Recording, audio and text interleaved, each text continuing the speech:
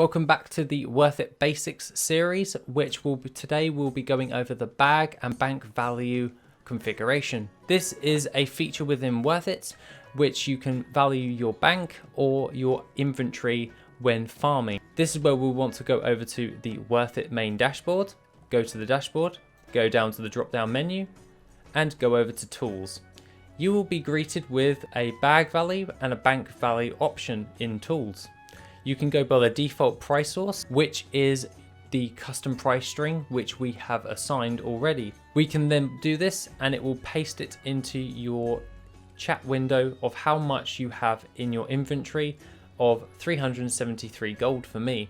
We can measure the difference between different farms, and this will tell you the difference of the actual items since the last TSM scan. That being said, this also works with your bank value by going over to your default price source, difference, DB min buyout, DB market, DB historical, and DB region market average.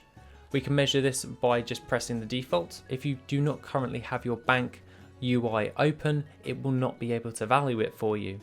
You will have to go over to your bank in order to open it, in order to value your entire bank. This does not work for your guild bank, however, only your own character's personal bank, just as an FYI. However, we can also adapt this by going over to our configuration. So when we are recording, we can actually go over to our bag value. We can go into the settings for the bag and bank values.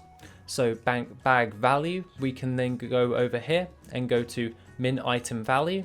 So what is the minimum amount in gold in which we want to value something? So say our minimum value is anything over 2 gold we will account for when we are using our bag value. We can also adapt this by setting what ones we can actually track when we are calculating our inventory. So we can select uncommon, so anything uncommon, rare or higher can be accounted for, and anything that is not uncommon, so much as like common and also trash, it will negate that and it will not add this into our value. So it gives you a better idea on how that works. You can also set your threshold with either the vendor value of all of the items in your current threshold, destroying versus vendoring, and also none. This is usually the default for you, is none as the threshold, but this is also a option for you. This is also reflected in the Worth It recorder by setting the min value you want to track, and the min quality for your Worth It recorder when you are doing a recording session.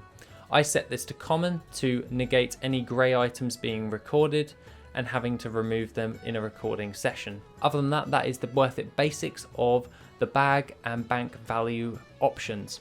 Have a wonderful rest of the day, and I shall see you in the next video of this series, which is soon.